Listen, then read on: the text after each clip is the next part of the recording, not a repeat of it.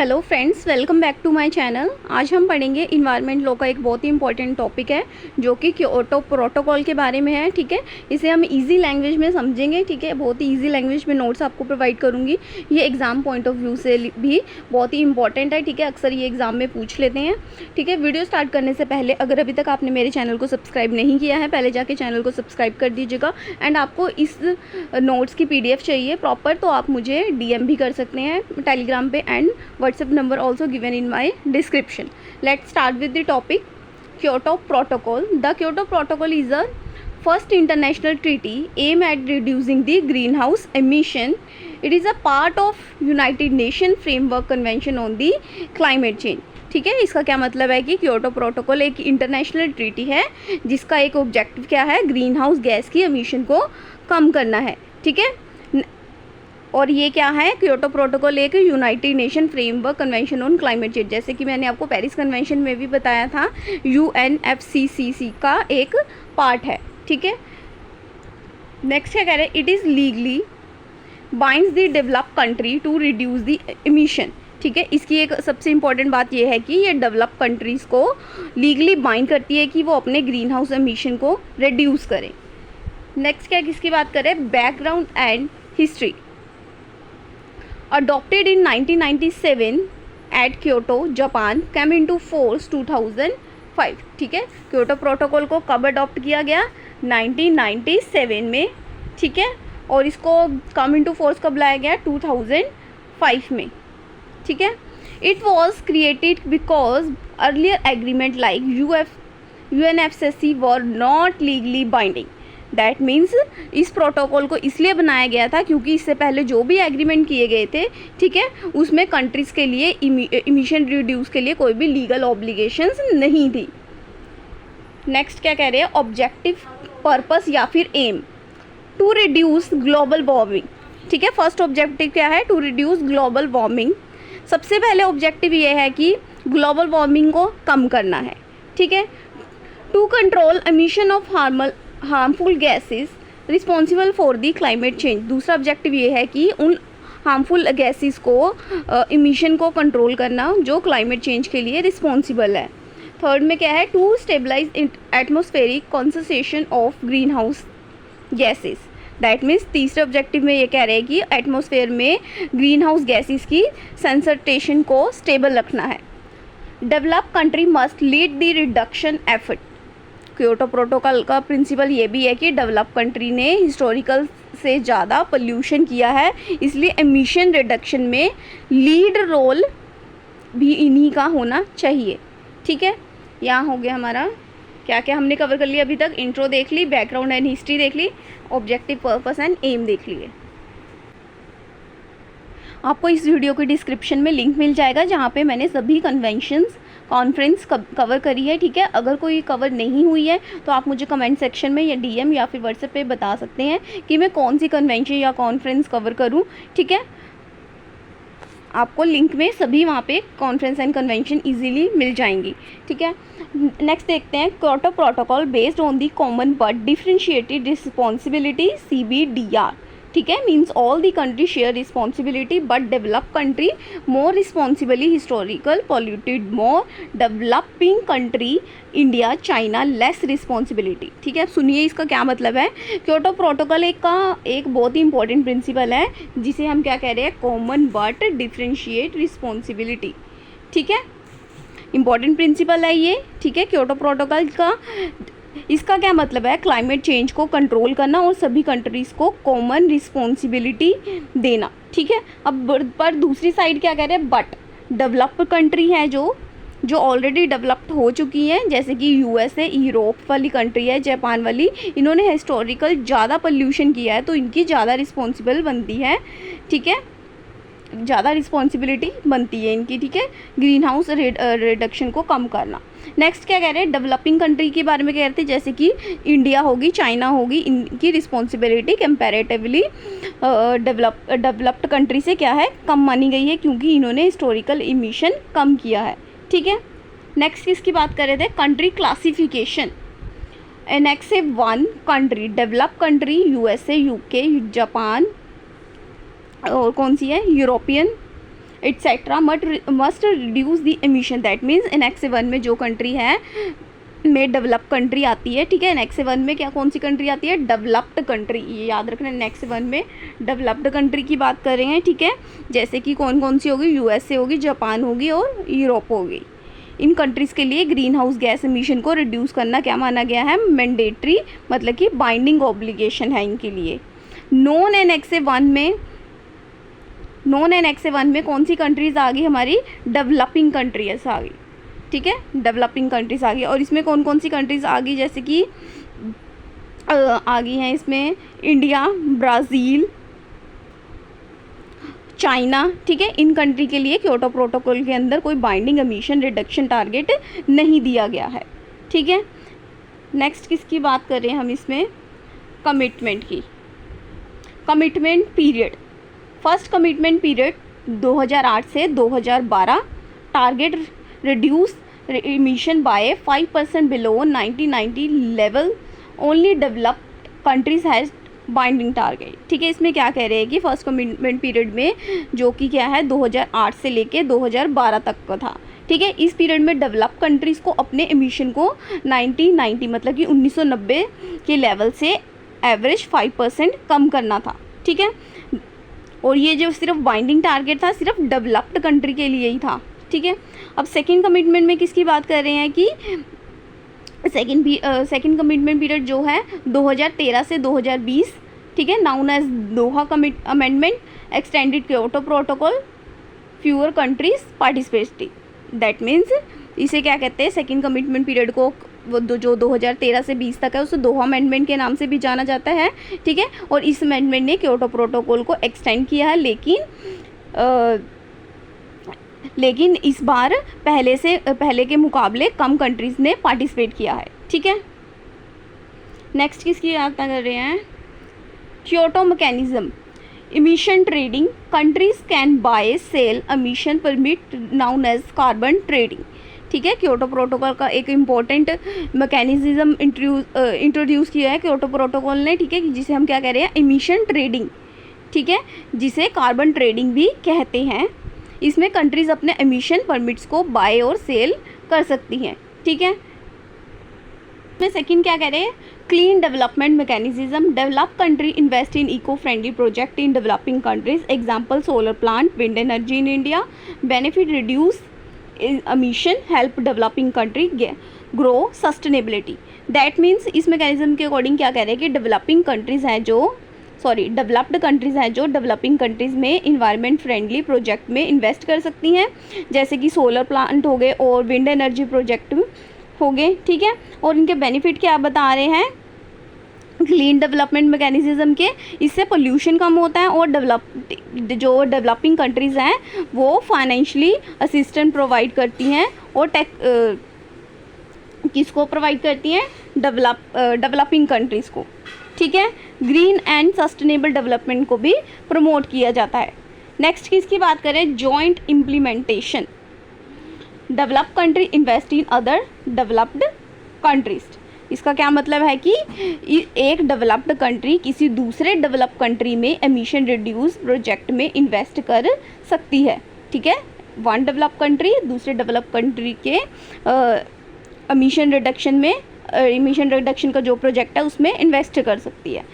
आगे के क्या कह रहे हैं? ग्रीन हाउस गैसेस कवर, ठीक है। क्योटो प्रोटोकॉल में कौन कौन सी ग्रीन हाउस गैसेस कवर कर गई है? नेक्स्ट में आप सुने, क्योटो प्रोटोकॉल ने total 6 major green house gases को कवर किया गया है, ठीक है। फर्स्ट कौन सी है? कार्बन डाइऑक्साइड हो गया, CO2, ठीक है। नेक्स्ट मेथेन हो गया, CH4। नेक्स्ट हो गया नाइट्रो ऑक्साइड, N2O। नेक्स्ट क्या है? हाइड्रोफ्लोरोकार्बन, ठीक है, HFCS। Perfluorocarbon that means PFCS। और कौन सी है नेक्स्ट लास्ट? सल्फर फ्लोराइड, ठीक है, सल्फर फ्लोराइड SF6, ठीक है। ये 6 गैसेस आपको याद करनी है। ये 6 गैसेस क्योटो प्रोटोकॉल में कवर करी गई हैं। नेक्स्ट क्या कह रहे हैं? Sector cover in annex. कौन कौन से सेक्टर कवर करे गए हैं क्योटो प्रोटोकॉल के अंदर? Energy sector, transport sector, industry sector and agriculture sector, ठीक है। पॉलिसीज एंड मेजर्स, ठीक है, applies to develop countries Annex 1 to reduce the emission, ठीक है, दैट मीन्स डेवलप कंट्री जो कि Annex 1 में है, ठीक है, को इनको ग्रीन हाउस गैस एमिशन को कम करने के लिए कुछ इंपॉर्टेंट पॉलिसी और मेजर्स अडॉप्ट करने होंगे। अब देखते हैं कौन कौन से पॉलिसीज और मेजर्स अडॉप्ट करने होंगे। फर्स्ट क्या है, improve energy efficiency measures. Second क्या कह रहे हैं, प्रमोट रिन्यूएबल एनर्जी। थर्ड में क्या कह रहे हैं, फॉरेस्ट कंजर्वेशन। फोर्थ में सस्टेनेबल एग्रीकल्चर। नेक्स्ट क्या है, रिमूवल हार्मफुल सब्सिडीज़। और सिक्स में लास्ट क्या कह रहे हैं, control emission in transport and industry sector etcetera, ठीक है। आगे क्या कह रहे हैं इसमें, also country must cooperate in internationally, must minimise the negative impact on the developing countries, ठीक है। इसका क्या मतलब है कि क्योटो प्रोटोकॉल का ये भी कह रही है कि जो कंट्रीज़ को इंटरनेशनली कोऑपरेशन करना चाहिए, ठीक है, इंटरनेशनली कोऑपरेशन करना चाहिए और डेवलपिंग कंट्रीज़ पर नेगेटिव इम्पैक्ट को मिनिमाइज रखना चाहिए। नेक्स्ट मेथडोलॉजी की बात करें, countries must use the scientific method, ठीक है, यहाँ लिखा है कि IPCC guideline for the emission calculation and the data accuracy, that means countries को ग्रीन हाउस गैस एमिशन की कैलकुलेशन और डाटा एक्यूरेसी के लिए साइंटिफिक मेथड और IPCC गाइडलाइंस जो भी दी गई हैं उन्होंने उसका यूज़ करना चाहिए। नेक्स्ट बात कर रहे हैं reporting of information. Country must submit annual emission data, report policies and measures. Then क्या है, shows compliance with the commitment.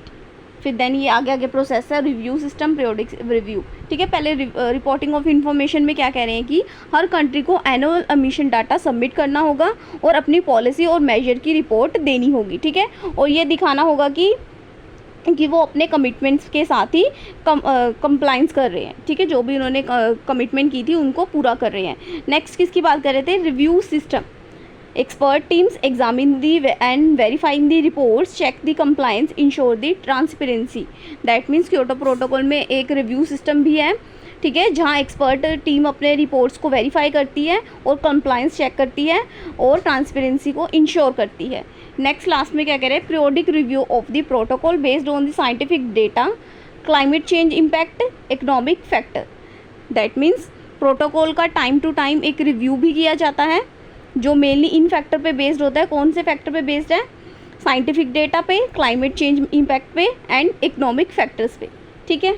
Next बात कर रहे हैं जनरल कमिटमेंट्स की, applies to the developed and developing countries, ठीक है, जो जनरल कमिटमेंट है दोनों पर ही लागू होती है। कौन कौन सी जनरल कमिटमेंट आ जाएंगी इसमें, जैसे कि हो गया prepare climate change programme, reduce emission, adaptation strategy, technology transfer, scientific research, data collection, capacity building etcetera, ठीक है।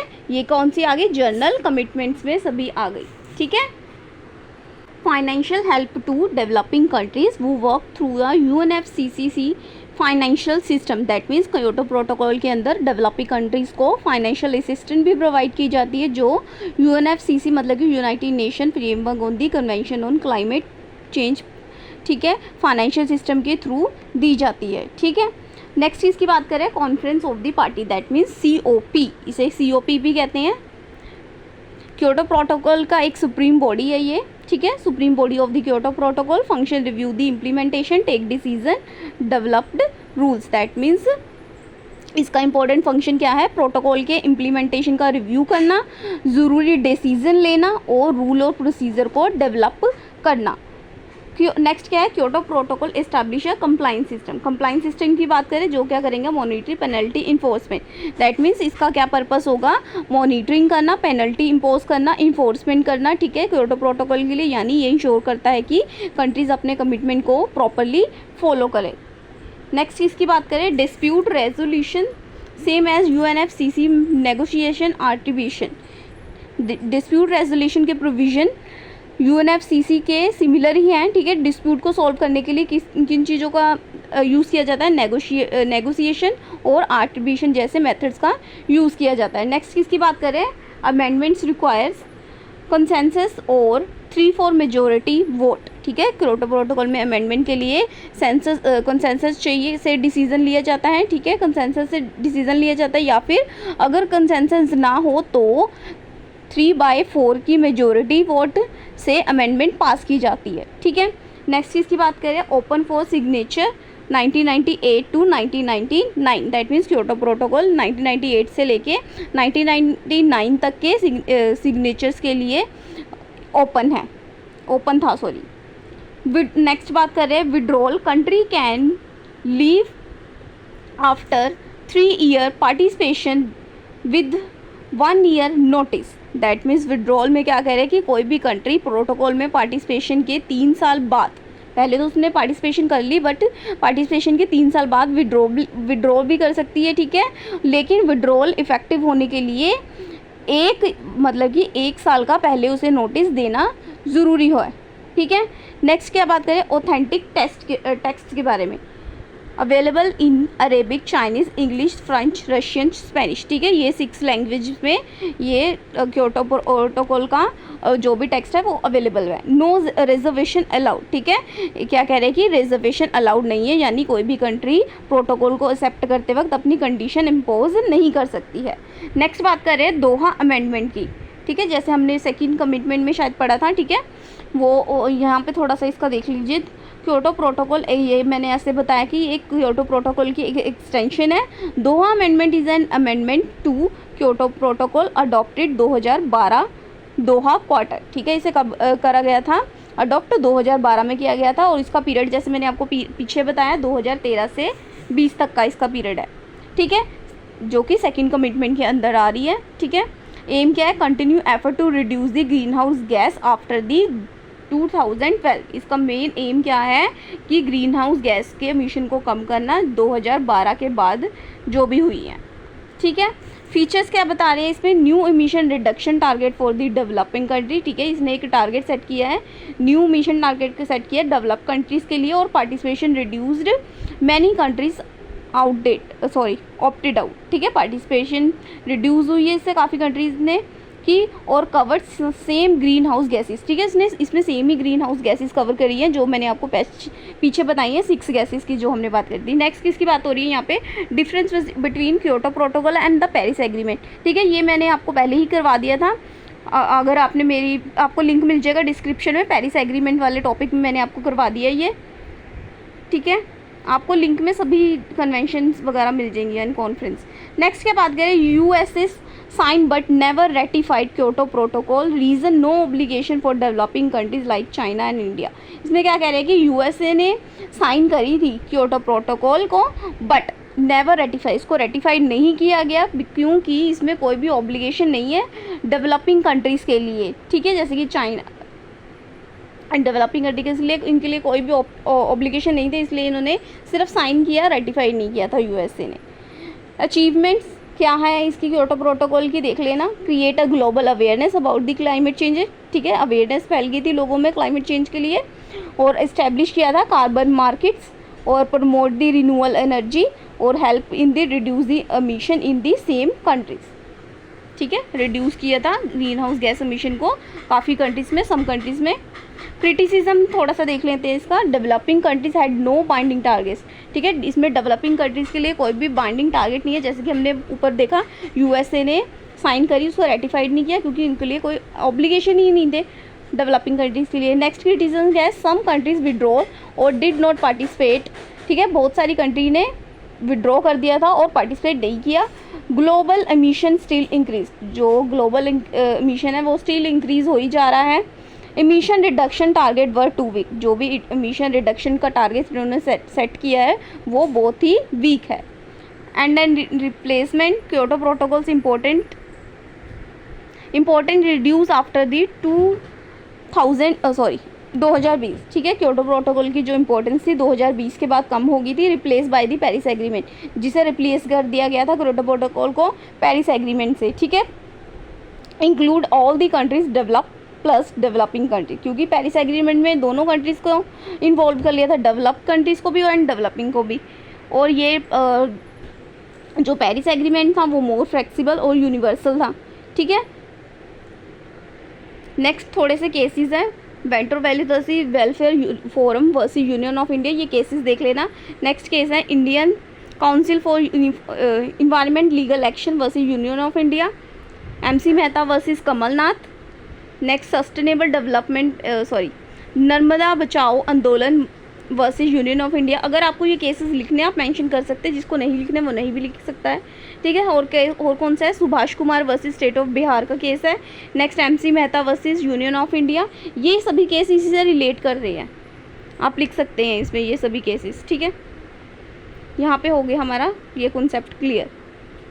अगर आपको मेरे नोट्स अच्छे लगे हो, वे ऑफ टीचिंग अच्छा लगा हो, please do like comment share and subscribe my channel for the easy notes. अगर आपको इस PDF के नोट्स चाहिए तो आप मुझे टेलीग्राम पे DM कर सकते हैं and WhatsApp number also given in my description. And आप मुझे कमेंट सेक्शन में बताइए कि मैं नेक्स्ट टॉपिक कौन सा कवर करूँ। Thank you for watching.